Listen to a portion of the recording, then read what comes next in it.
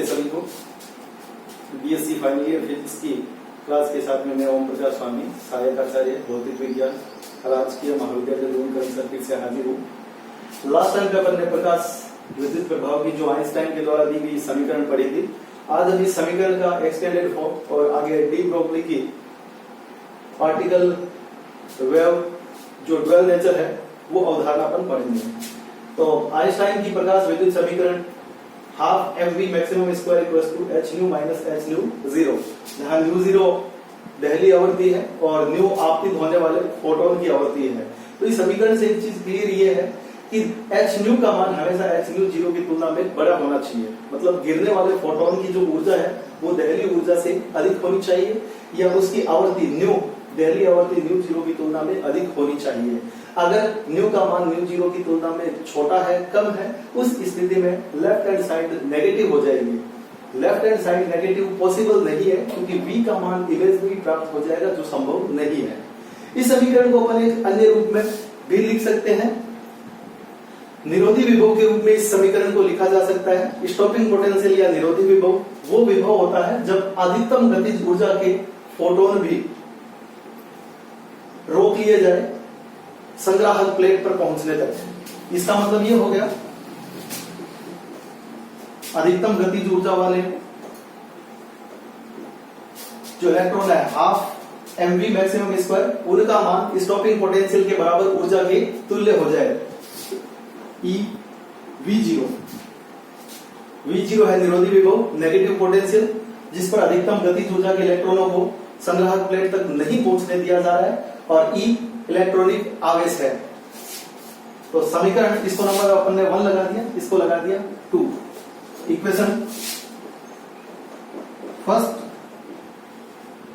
And equation second से E v0 equal to हो जाएगा h nu minus h nu zero. और इस इक्वेशन को आगे और लिखा जा सकता है v0 equal to h by e nu minus h by e nu zero. तो ये समीकरण एक महत्वपूर्ण समीकरण है। इस समीकरण की सहायता से प्लांक नियतांक h का मान निकाला जा सकता है और कई कॉम्पिटिटिव एग्जाम में इस समीकरण के बारे में प्रश्न आते हैं। देखिए v0 और न्यू के बीच में ग्राफ खींचे तो एक धनात्मक ढाल की सरल रेखा प्राप्त होगी और जो नेगेटिव इंटरसेक्शन कट करेगी ऋणात्मक अंतःखंड वाली और धनात्मक ढाल वाली सरल रेखा अपने को प्राप्त होगी। इस हिसाब से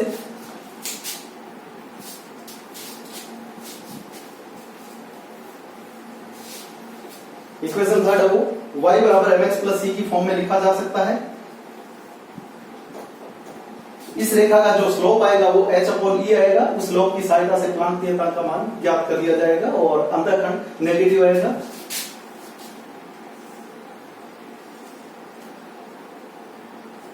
इस हिसाब से इस x पर v0, इस x पर फ्रीक्वेंसी, यहां थ्रेशोल्ड फ्रीक्वेंसी न्यू जीरो और ये काटा गया अंतःखंड है जो h nu zero upon e के इक्वल हो जाएगा। अलग अलग मटेरियल के लिए जो दहली आवृत्ति है वो अलग अलग होती है। तो ये मान लीजिए मटेरियल A है, ये A हो जाएगा। इसी हिसाब से किसी अन्य मटेरियल B के लिए भी इस हिसाब का ग्राफ बनाया जा सकता है।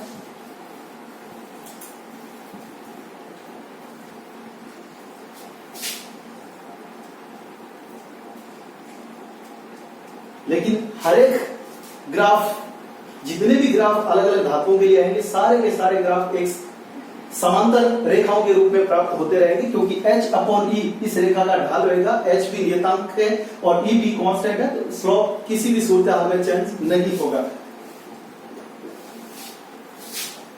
ये दूसरी मेटल के लिए हो गया है।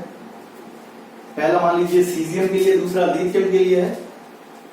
तो इस हिसाब से इस सरल रेखा का ढाल ज्ञात करके प्लांक नियतांक h का मान ज्ञात किया जा सकता है। इस सरल रेखा का ढाल है वो h अपॉन e होगा। ढाल निकालने के लिए कहीं पर भी इस पर दो बिंदु ले लीजिए और बनने वाले इस ट्राइंगल के अंदर tan थीटा कैलकुलेट कर दीजिए।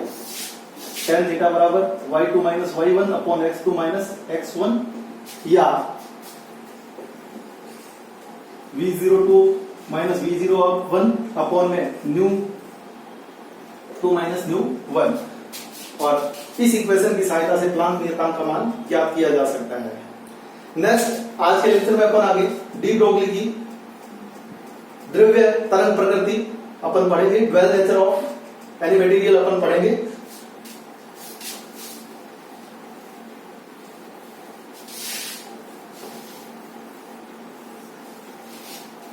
तो कॉम्पिटिटिव एग्जाम और अपने यूनिवर्सिटी एग्जाम के क्वेश्चन के हिसाब से अपन क्वेश्चन लिखते हैं।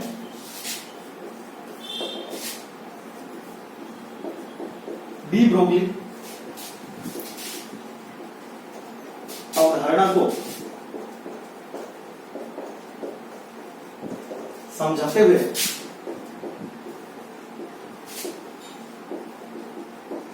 सिद्ध कीजिए कि h equals to lambda equals to h upon under root में 2m। तो दो क्वेश्चन है इसमें, एक तो डी ब्रोगली हाइपोथेसिस को एक्सप्लेन करना है और सेकंड क्वेश्चन है अपने को वहां से प्रूव करना है कि डी ब्रोगली जो वेव तरंग आएगी उसके संगत तरंग दैर्ध्य लैम्डा बराबर h अपॉन अंडर रूट में 2m अपने को प्राप्त होगा। तो डी ब्रोगली उदाहरण ये है कि प्रकृति में कोई भी पदार्थ है उससे संबद्ध एक तरंग आवश्यक होती है। मतलब हर एक पदार्थ की दो प्रकार की नेचर होती है, एक तो कण प्रकृति और दूसरी तरंग प्रकृति। एट ए टाइम दोनों में से कोई एक प्रकृति अभिलक्षित होती है, परिलक्षित होती है, दिखाई देती है। तो प्रत्येक द्रव्य से संबद्ध एक तरंग अवश्य होती है, उस तरंग को अपन मैटर वेव द्रव्य तरंग कहते हैं। तरंग प्रकृति बताने वाले जो गुण है, तरंग प्रकृति के अंदर तरंग दैर्ध्य आएगा, तो इसके गुण बताने वाले जो तरंग प्रकृति एग्जिबिट करने वाले जो फिनोमिना है वो है अपवर्तन, परावर्तन, विवर्तन, इनमें लैम्डा आएगा। और जो कण प्रकृति है, कण के अंदर द्रव्यमान या संवेग आएगा, जिनके अंदर अधिकांशतः टक्कर होनी चाहिए। टक्कर वाले जो भी गुणधर्म है उनके अंदर कण प्रकृति है वो परिलक्षित होगी।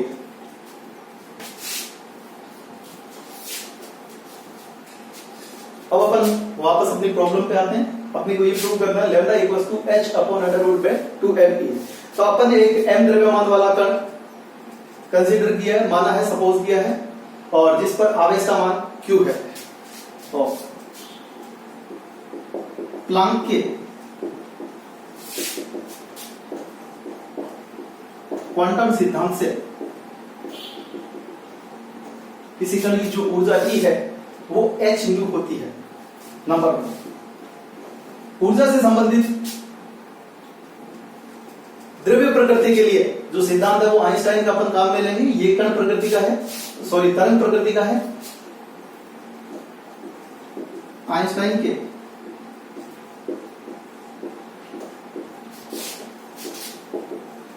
ऊर्जा द्रव्यमान संबंध से E बराबर हो जाएगा mc²। दोनों इक्वेशन को अपन कंपेयर कर दे, बराबर रख दे। इक्वेशन 1 व 2 से h न्यू इक्वल टू हो जाएगा mc²। न्यू क्या है? उस द्रव्य तरंग की आवृत्ति है। आवृत्ति को वेग और तरंग दैर्ध्य के रूप में भी लिखा जा सकता है। अगर प्रकाश है तो न्यू इक्वल्स टू c बटा लैम्डा होगा, और कण है तो न्यू इक्वल्स टू v बटा लैम्डा होगा।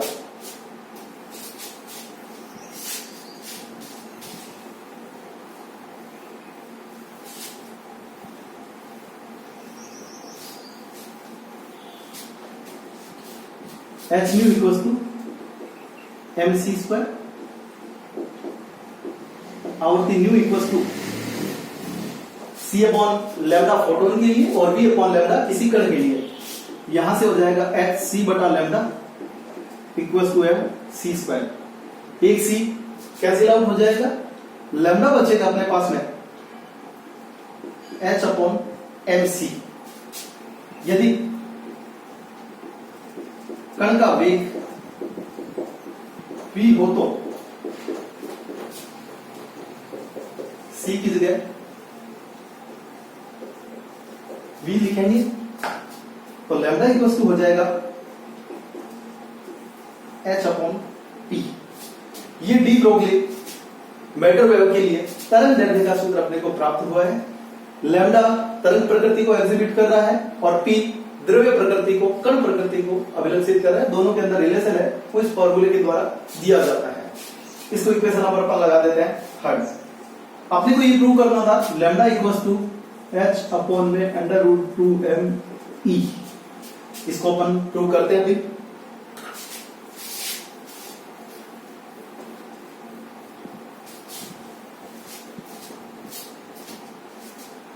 चूंकि गतिज ऊर्जा E होती है, वो होती है half mv square. m particle का मास है और v उसकी वेलोसिटी है। m की अपन करा रहे हैं ऊपर नीचे गुणा, हाफ mv स्क्वायर, mv का होल स्क्वायर अपॉन में m, और संवेग p होता है mv, द्रव्यमान गुणा वेग। यहां पर अपने पास हो जाएगा E बराबर p स्क्वायर बटा 2m, या P बराबर हो जाएगा अंडर रूट 2m E। ये हो गई इक्वेशन नंबर 4। तो समीकरण नंबर 3 और 4 से अपन देख सकते हैं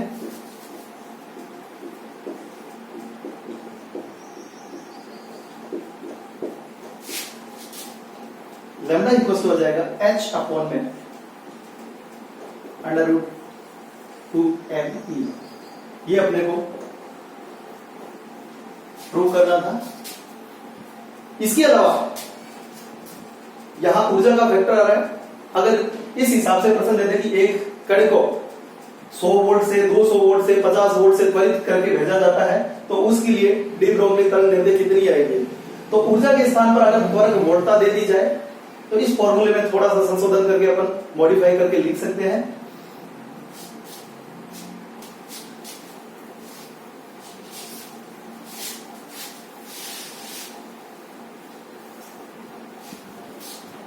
यदि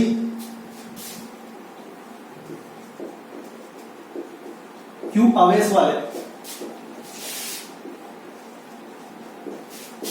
कण को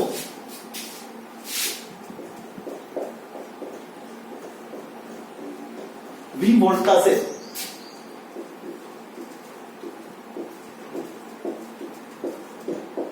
त्वरित करें तो उस पार्टिकल की ऊर्जा E बराबर हो जाएगी Q इंटू V।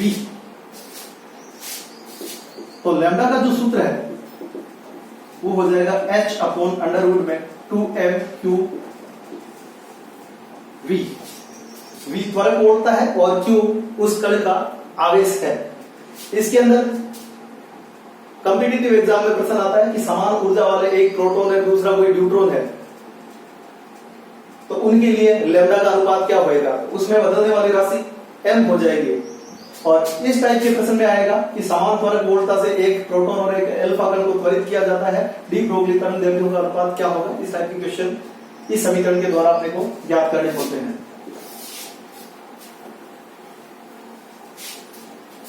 तो इलेक्ट्रॉन के लिए और प्रोटॉन के लिए Q का मान E के बराबर होता है 1.6 इंटू 10⁻⁻⁹ कूलम। न्यूट्रॉन के लिए यह फॉर्मूला काम में नहीं आएगा। न्यूट्रॉन की जो ऊर्जा होती है वो E बराबर काइनेटिक थ्योरी ऑफ गैसेस के हिसाब से निकलेगी 3/2 kT के रूप में इसको लिखा जाएगा। अल्फा कण के लिए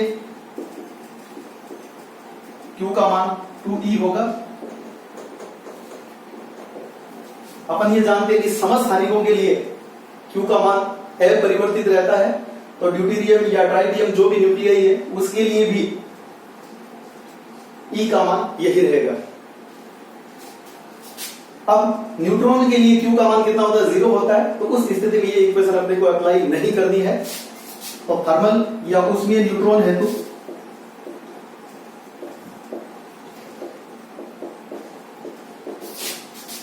E बराबर होता है 3/2 kT। के बोल्ट्जमान कांस्टेंट है और T केल्विन स्केल पर तापमान है, तो लैम्डा हो जाएगा इसके लिए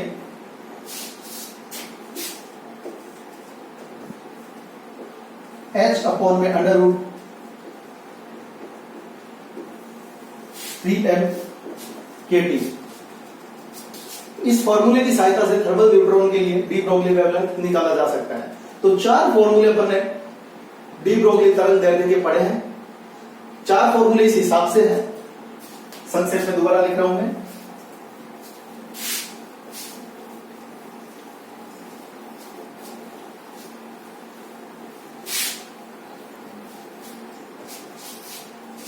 lambda equals to h upon p, lambda equals to h upon under root में 2ab, संवेग के रूप में ये फॉर्मूला, काइनेटिक एनर्जी के रूप में ये फॉर्मूला, त्वरक वोल्टा एक्सेलरेटिंग वोल्टेज के रूप में ये फॉर्मूला, और थर्मल न्यूट्रॉन के लिए ये फॉर्मूला। ये 4 फॉर्मूले डी ब्रोगली वेवलेंथ निकालने के लिए है। अगली क्लास में अपन इन पर आधारित न्यूमेरिकल, इन पर आधारित आंकिक प्रश्न पढ़ेंगे।